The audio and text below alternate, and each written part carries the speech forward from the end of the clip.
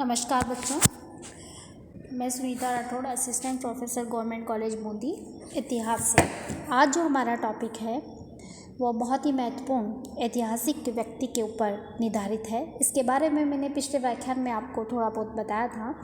आज हम इसको विस्तृत रूप से जानते हैं कि टिप्पू सुल्तान, जिसका इतिहास में क्या स्थान रहा या इसके क्या महत्वपूर्ण कार्य रहे, ये किसका पुत्र था, इसके समय में किस प्रकार से युद्ध हुआ और इसने कैसे सामना किया। तो टिप्पू सुल्तान, जिसका कार्यकाल होता है शुरू 1782-1799, ये हैदर अली के पुत्र थे। हैदर अली की मृत्यु के बाद उसका पुत्र टिप्पू मैसूर का शासक बना। वह शिक्षित था, साम्राज्यवादी तथा महत्वाकांक्षी होने के कारण वह अपने पिता से प्राप्त राज्य की सीमाओं को अधिक विस्तृत करना चाहता था।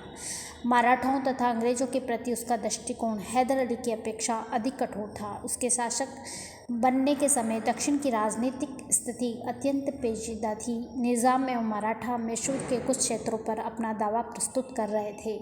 इसके साथ ही ये संभावना हो रही थी कि अंग्रेज उनके दावों के प्रश्न का बहाना लेकर मैसूर राज्य में कभी भी हस्तक्षेप न करने देंगे। ऐसी स्थिति में उसने विस्तार विधि नीति अपनाकर अपने विरोधियों को दबाने का निश्चय किया। मैंगलोर की संधि के एक वर्ष बाद ही टीपू ने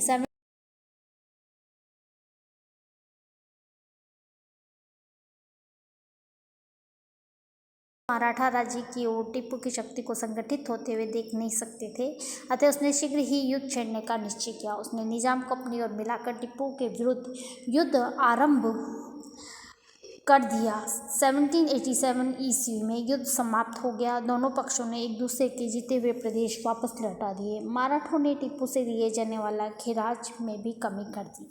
अब हम ये देखते हैं कि टिप्पू सुल्तान किसका पुत्र था? हैदर अली का पुत्र। हैदर अली के बारे में आपने पिछली बार पढ़ा था कि किस प्रकार विजयनगर साम्राज्य के पतन के बाद हैदर अली कोई वहाँ का राजा नहीं था, वो उसकी उन्हीं की सेना में था और वाडियार वंश को सेना को में होते हुए उसने सेना से वह सम्राट बना और उसने अपनी योग्यता से ये पद प्राप्त किया और अधिक पढ़ा लिखा नहीं होने के बावजूद उसने मैसूर के राज्य पर शासन किया और अपनी शक्तियों का प्रदर्शन किया। हैदर अली ज़्यादा पढ़ा लिखा नहीं का था, लेकिन उसने अपने पुत्र के लिए समुचित व्यवस्था कर दी थी।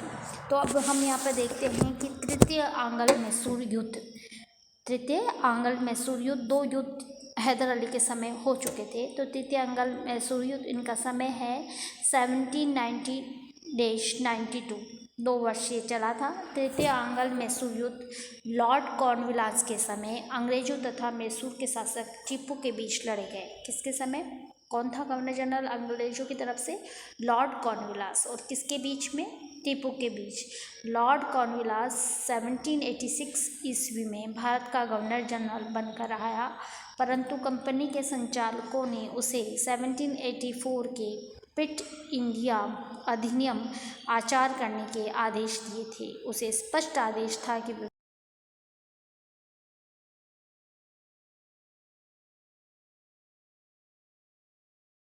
कॉर्नवालिस स्वयं भी शांति प्रिय व्यक्ति थे। किसी से युद्ध में उलझने से पहले वह भारत की परिस्थितियों को अच्छी तरह समझ लेता था, परंतु वह अपनी शांति प्रिय नीति पर अधिक दिनों तक नहीं चल सका। शीघ्र ही वह उस निष्कर्ष पर पहुंच गया कि टीपू की बढ़ती हुई शक्ति को दबाना कंपनी के लिए हित में आवश्यक है।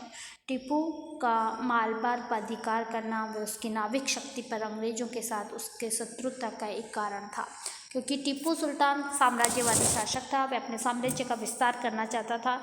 वह खुद ये भी चाहता था कि वह अंग्रेजों को अपने साम्राज्य में ना आने दे। अतः कॉर्नवालिस ने गवर्नर जनरल बनने के बाद शीघ्र ही नवंबर 1786 में संचालक समिति को एक पत्र लिखा, जिसमें टीपू के साथ युद्ध की संभावनाओं को प्रकट किया। इसी संदर्भ में उसने पूना के रेजिडेंट मले को भी एक पत्र लिखा। यदि यूरोप में इंग्लैंड और फ्रांस के मध्य युद्ध छिड़ता है और उसकी प्रतिक्रिया के रूप में भारत में भी युद्ध छिड़ना अनिवार्य है और युद्ध छिड़ने पर टीपू सुल्तान फ्रांसीसियों का साथ देगा, तो यूरोप में युद्ध छिड़ने से पूर्व ही टीपू सुल्तान का दमन करना कंपनी के हित में होगा। वैसे भी मैंगलोर की संधि 1784 से दोनों पक्ष संतुष्ट नहीं थे और दोनों ने अपने अपने में युद्ध होना अनिवार्य मानते थे, अतः युद्ध के कारण बनते चले गए और 1790 में तीसरा मैसूर युद्ध छिड़ गया। परंतु कॉर्नवालिस ऐसा कोई कार्य नहीं करना चाहता था जिसमें वह आक्रमण कर कहलाए। वह अन्य शक्तियों की सहायता की आश्वासन के बिना भी युद्ध करना नहीं चाहता था, अतः वह ऐसे अवसर तथा बहाने का इंतजार करने लगा जिससे युद्ध को उचित ठहराया जा सके। अब ऐसे आवश्यक कार्यवाही हो गई जिसमें युद्ध होना संभव ही था, क्योंकि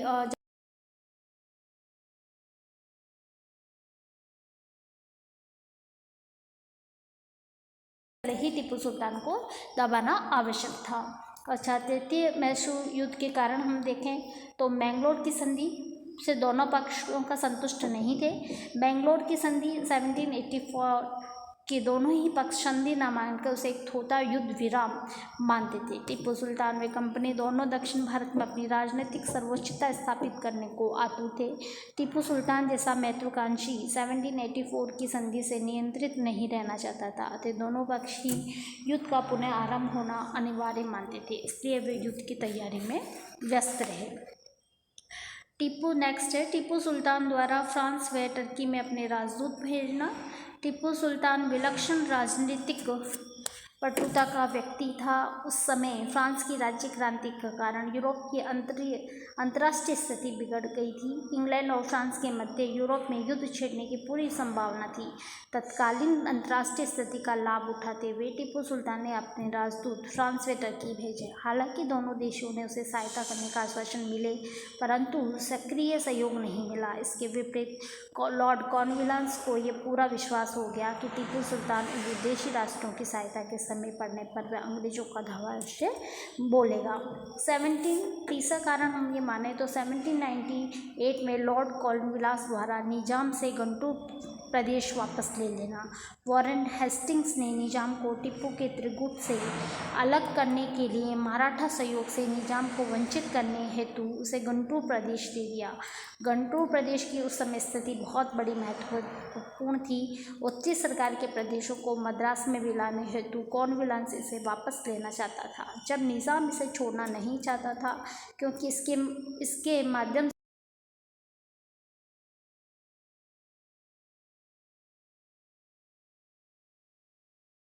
उन्हें राज्यों की मांग करी जो हैदर अली उसे छीन ले गए। वह 1768 की मछलीपट्टनम की संधि के अंतर्गत उन प्रदेशों की प्राप्ति के लिए अंग्रेजी सैनिक सहायता की मांग रहा था। इस शर्त को स्वीकार करने का अर्थ है टीपू सुल्तान के विरुद्ध युद्ध छेड़ना। निजाम की इस सहायता की मांग को स्वीकार करना, 1784 के अधिनियम का उल्लंघन करना, कॉर्नवालिस कंपनी के संचालकों के हस्तक्षेप के आदेश को सही मानता था। भारत में जब उसने तत्कालीन राजनीतिक परिस्थितियों का अध्ययन किया तो वह शीघ्र ही इस निष्कर्ष पर पहुंच गया कि टीपू सुल्तान से मेरा युद्ध होना अवश्यंभावी है। जैसा कि उसके द्वारा सूरत के रेजिडेंट को लिखे पत्र से स्पष्ट होता है। 1788 ईस्वी में उसे मलय को पत्र में लिखा कि मुझे टीपू से संघर्ष अवश्यंभावी लग रहा था, अतः दोनों के बीच युद्ध होना आवश्यक था। कॉर्नवालिस का निजाम को लिखा पत्र। जब निजाम ने अपने खोए प्रदेश प्राप्त करने हेतु कॉर्नवालिस से सैनिक सहायता मांगी तो कॉर्नवालिस ने निजाम को एक पत्र लिखा। उसमें व्यक्त किया गया कि कंपनी सैनिक सहायता देने को उद्यत है, लेकिन वह अंग्रेजों के मित्रों के विरुद्ध प्रयुक्त नहीं की जा सकी। उसमें कॉर्नवालिस ने अपने मित्रों के नाम दे दिए। उन मित्रों के नामों में उसने टीपू सुल्तान का कहीं नाम नहीं था। इससे स्पष्ट हो गया कि कंपनी निजाम को टीपू सुल्तान के विरुद्ध सैनिक सहायता देने को तैयार है। इस बात का पता जब टीपू सुल्तान को चला तो वह युद्ध के लिए तैयार हो गया। ये बहुत बड़ा कारण था कि जब कॉर्नवालिस ने निज़ाम को लिखा पत्र लिखा तो उसमें टीपू सुल्तान का मित्र सूची में कोई नाम नहीं था। फिर है तत्कालीन कारण, ट्रावनकोर पर टीपू सुल्तान का आक्रमण। इस युद्ध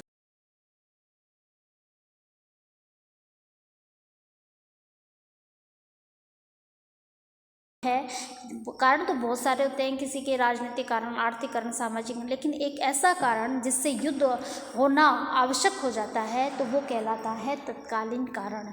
ट्रावनकोर पर टीपू सुल्तान का आक्रमण करना इस युद्ध का तत्कालीन कारण बन गया। 29 दिसंबर 1789 को टीपू सुल्तान ने ट्रावनकोर पर आक्रमण कर दिया। ट्रावनकोर के राजा ने टीपू सुल्तान के कतिपय विरोधी नरेशों को अपने यहाँ शरण दे दी थी। इसके अलावा जब डचों ने कंगूर और जकोटाई के दुर्ग टीपू सुल्तान को न बेचकर ट्रावनकोर के राजा को बेच दिए तो ये भी टीपू को बहुत बुरा लगा। इस कारण टीपू सुल्तान के संबंध में ट्रावनकोर के राजा से बिगड़ गए थे और ट्रावनकोर का राजा अंग्रेजों का मित्र था। कॉर्नवालिस ने मैंगलोर की संधि के अंतर्गत ट्रावनकोर के राजा की सहायता करना आवश्यक समझा। अब यहाँ पर हम देखते हैं कि युद्ध की तैयारी टीपू सुल्तान ने जब ट्रावनकोर पर धावा बोल दिया था तो कॉर्नवालिस को अपने सुरक्षित राजा की सैनिक सहायता करना परम आवश्यक हो गया। उसने मद्रास के गवर्नर जॉन हॉलैंड को टीपू के विरुद्ध कार्रवाई करने को कहा, परंतु उसने इस दिशा में उदासीनता प्रदर्शित की। इस पर कॉर्नवालिस ने मद्रास के गवर्नर की कटु आलोचना की और उसने मराठा व निजाम को अपने पक्ष में करने का प्रयास किया। ये दोनों शक्तियां ही उसकी प्रतीक्षा कर रही थी, क्योंकि वे दक्षिण में टीपू सुल्तान का शक्तिशाली होना अपने हित में नहीं समझती थी। इस कारण 1 जून 1790 को सुगमता से त्रिगुट निजाम, मराठा और अंग्रेजों का निर्माण हो गया और कॉर्नवालिस को टीपू की सैनिक शक्ति का भय नहीं रहा। इस त्रिगुट निर्माण में कॉर्नवालिस की कूटनीति ने अपूर्व परिचय दिया। तो आप देखते हैं कि इस प्रकार से टीपू सुल्तान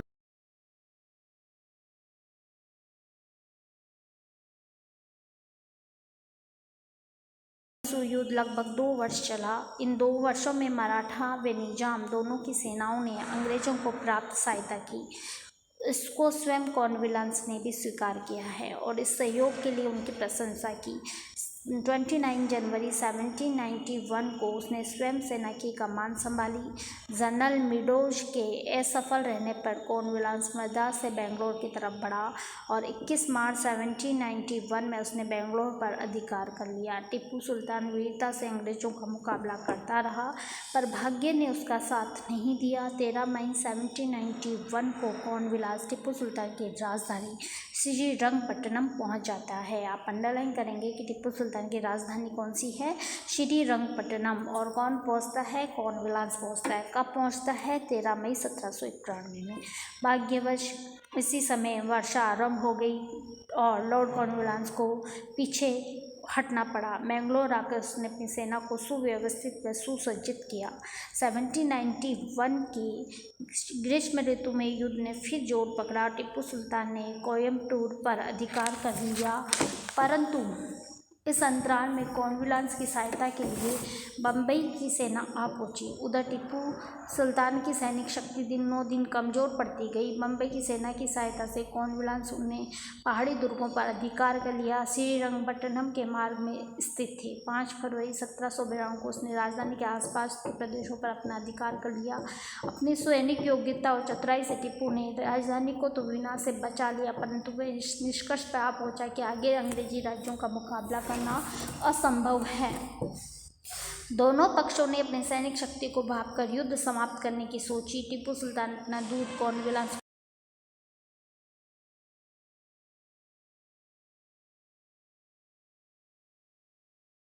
श्रीरंगपट्टनम की संधि हुई। बच्चों आप इस डेट को ध्यान रखेंगे। 23 मार्च और 1792 को लॉर्ड कॉर्नवालिस और टीपू के बीच में संधि हुई। तो संधि की शर्तें इस प्रकार थी कि टीपू सुल्तान को अपना आधा राज्य अंग्रेजों को समर्पित करना पड़ेगा। कॉर्नवालिस ने विजित राज्य त्रिगुट शक्तियों में विभक्त कर दिया। कुर्ग नरेश की स्वतंत्रता टीपू सुल्तान को स्वीकार करनी पड़ेगी, जो कि कुर्ग नरेश अंग्रेजों के संरक्षण में आ गया था। टीपू ने वचन दिया कि उसके पिता हैदर अली के समय जितने भी युद्धबंदी थे उन सबको वह मुक्त कर देगा। टीपू सुल्तान को युद्ध की क्षति के रूप में 30 लाख पाउंड कंपनी को देने पड़ेंगे। अमानत के रूप में टीपू को अपने 2 पुत्र मुइज़ुद्दीन व अब्दुल खलीक, नाम नोट करेंगे आप, मुइज़ुद्दीन व अब्दुल खलीक, MA या AM, जो भी आप याद करेंगे, मुइज़ुद्दीन व अब्दुल खलीक को अंग्रेजों के पास छोड़ना पड़ा। अगर इस हम संधि की समीक्षा करें तो ये संधि टीपू सुल्तान के लिए अपमानजनक व विनाशकारी थी।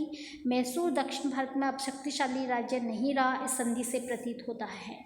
इस संधि से बारामल के समीप के वे दर्गे अंग्रेजों के प्रभुत्व में चले गए, जिनसे हैदर अली ने अपने दानवी आक्रमण किया करता था। पश्चिम में मैसूर का संपर्क समुद्र से टूट गया था। उन दोनों से अंग्रेजों ने मिलकर दक्षिण की तीसरी शक्ति को नष्ट करने का प्रयास किया था। स्वयं कॉर्नवालिस ने संधि के संदर्भ में कहा था, बिना मित्रों की अति दुर्दश बनाए हमने शत्रु को क्या कर दिया, पंगु कर दिया। इतनी कठोर शर्तों के साथ संधि करने पर भी इंग्लैंड के इतिहासकारों ने लॉर्ड कॉर्नवालिस की निंदा की। मुंडो लिखता है, अब हम हर चीज में संयम और समझौते की नीति का आधार पर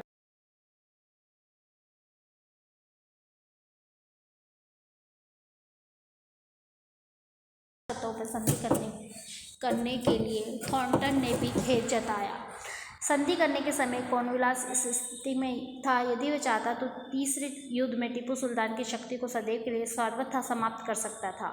मैसूर राज्य को टीपू सुल्तान के प्रभुत्व से निकालकर वह अपने प्रभुत्व में ले सकता था, परंतु इस प्रकार की धारणा व्यक्त करते हुए आलोचक ये भूल जाते हैं कि ऐसा करने पर लॉर्ड कॉर्नवालिस को सारा मैसूर राज्य अपने मित्र राज्यों को बांटना पड़ सकता था और ये नीति अंग्रेजों के लिए चुनौती बन सकती थी। निज़ाम में मराठों में मैत्री भाव स्थापित करने के प्रयास जारी हो चुके थे। कॉर्नवालिस वास्तव में एक मंझा हुआ खिलाड़ी व कूटनीतिज्ञ था। संधि करते समय उसने अपनी सैनिक शक्ति को पूर्ण विश्लेषण किए तभी संधि करने को वह तत्पर हुआ। संधि करने के उद्यत होने पर पी रॉबर्ट्स ने निम्न 4 कारण बताए हैं कि अंग्रेजी सैनिकों को सीवर में उस समय बीमारी फैल चुकी थी, इसलिए संधि की। निज़ाम व मराठों में साठगांठ आरंभ हो गई थी। फ्रांस और इंग्लैंड के मध्य युद्ध होना अनिवार्य था और गवर्नर जनरल संपूर्ण मैसूर का प्रबंध अपने हाथ में नहीं लेना चाहता था। इस कारण से भी उन्होंने ये संधि की थी। अब स्थितियाँ ये हो गई कि टीपू सुल्तान भी ये चाहता था कि वह अंग्रेजों की दासता से मुक्त हो जाए। इसी तहत चतुर्थ आंग्ल मैसूर युद्ध हुआ। इस संधि के उपरांत कुछ समय के लिए युद्ध का वातावरण तो शांत हो गया। 1793 में कॉर्नवालिस को मारिक्स की पदवी से अलंकृत किया और उसे इंग्लैंड बुला लिया गया। भारत से इंग्लैंड लौटते समय उसे संतोष था कि अब भारत में तोपों की गर्जना तो नहीं सुनाई देनी पड़ती है। उसके जाने के उपरांत सर जॉन सॉर, आप नाम याद करेंगे, सर जॉन सॉर भारत का गवर्नर जनरल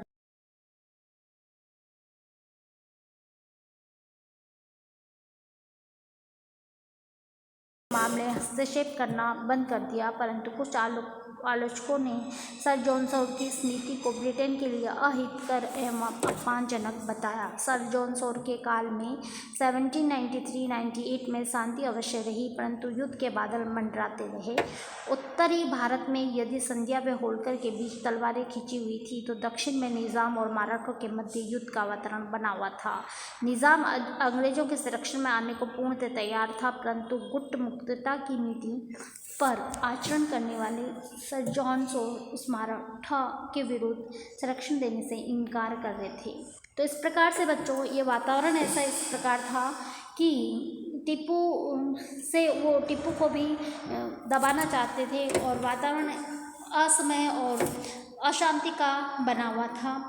टीपू अंग्रेजों के विरुद्ध उनके से सहायता प्राप्त करने के प्रयास नहीं था। इधर वैली जली अपनी सहायक प्रथा के अंतर्गत तमाम देशी राज्यों को अपने कंपनी के प्रभुत्व में लाना चाहता था। टीपू सुल्तान सहायक प्रथा को अपमानजनक शर्त स्वीकार करने को तैयार नहीं था। अतः टीपू सुल्तान और लॉर्ड वैली जली, जब सर जॉन सॉर भी चला गया तब सर लॉर्ड वैली जली आया और उनके मध्य युद्ध हुआ।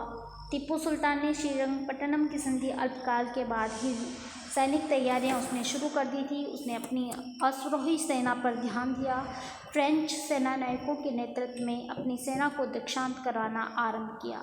फ्रांस से लगभग 100 सैनिक दक्षिण भारत के किनारे पर उतरे गए। उसी समय लॉर्ड मॉनिंगटन इसी कारण वेलिज़ली ने युद्ध के लिए 1 साल विलंब भी किया। अपनी पूर्ण तैयारियों के साथ 1 सितंबर 1798 को लॉर्ड वेलिज़ली ने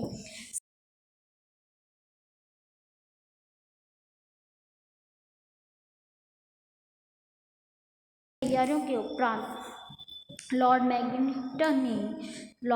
मॉनिक्टन ने टीपू सुल्तान पर धृष्टता का आरोप लगाते हुए पूर्ण रूप से आत्मसमर्पण का आदेश दिया। स्वावलंबी टीपू सुल्तान इस आरोप को किस प्रकार सहन कर सकता था। उसने आत्मसमर्पण करने से स्पष्ट इनकार कर दिया। इस पर फरवरी 1799 में मैसूर पर अंग्रेजों ने आक्रमण कर दिया। युद्ध के अन्य कारण इस प्रकार थे। ये युद्ध के कारण थे 1799 में चतुरांगल मैसूर युद्ध हुआ। इस पहला कारण तो ये था कि श्रीरंगपट्टनम की संधि से टीपू सुल्तान संतुष्ट नहीं था। उसने सैनिक तैयारियां शुरू कर दी थी। टीपू सुल्तान द्वारा विदेशियों से सैनिक सहायता प्राप्त करने का उसने प्रयास किया। लॉर्ड वेलिजली का साम्राज्यवादी होना इस युद्ध का कारण था। वेलिजली की सहायक प्रथा के अंतर्गत जो सैनिक शक्ति से निर्बल है उन प्रदेशों को कंपनी के अधीन लिया जाए। टीपू सुल्तान द्वारा फ्रांसीसियों का सम्मान करना, हमेशा से फ्रांसीसियों का सम्मान करता था। और मुख्य कारण में यह आया था श्रीरंगपट्टनम की संधि। युद्ध की घटनाएं अगर हम देखें तो चतुरांगल मैसूर युद्ध अन्य तीनों युद्धों से तुलना में अल्पकालीन रहा, परंतु ये निर्णायक सिद्ध हुआ और युद्ध की घटनाएं भी शीघ्र घटी थी। स्टूर्ट ने टीपू को सदास्तीर पर परास्त किया। यह स्थान श्रीरंगपट्टनम से 45 मील पश्चिम। यहाँ युद्ध 5 मार्च 1799 ईस्वी में लड़ा।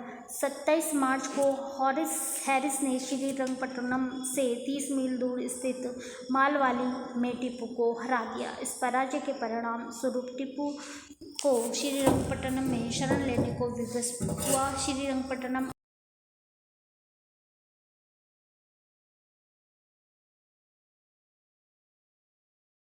सेना अत्यंत दयनीय अवस्था में थी और टीपू के पास निम्न शर्तों पर एक संधि पत्र भेजा गया। टीपू सुल्तान द्वारा अपना आधा राज्य कंपनी को दे, युद्ध के हर्जाने के रूप में 20 लाख पाउंड कंपनी को दे।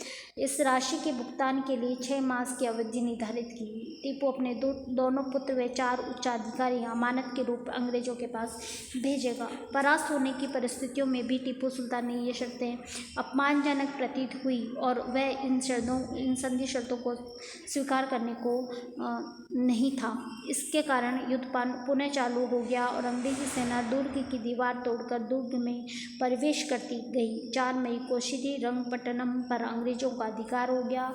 टीपू सुल्तान वीरता से युद्ध करता हुआ वीर गति को प्राप्त हो गया। अंग्रेजों द्वारा राजधानी लूटी गई। इस प्रकार भारत की एक महान शक्ति तथा अंग्रेजों के प्रबल शत्रु का अंत हो गया। हम क्या मानते हैं कि टीपू सुल्तान के बारे में ये कहा जाता है कि टीपू जब तक लड़ता रहा, जब तक उसमें प्राण थे और अंत समय में भी उसके हाथ में तलवार थी। इस युद्ध के परिणाम स्वरूप मैसूर का विभाजन हो गया और अंग्रेजी साम्राज्य का मैसूर पर अधिकार हो गया। इस प्रकार बच्चों हम ये देखते हैं कि टीपू सुल्तान अत्यंत साम्राज्यवादी शासक व योग्य शासक था। वह नहीं चाहता था कि अंग्रेज़ों का मैसूर पर आधिपत्य हो, लेकिन कई आंतरिक शत्रुओं के कारण अंग्रेज़ों का मैसूर पर आधिपत्य हो गया, लेकिन फिर भी वो वीरतापूर्ण लड़ता रहा।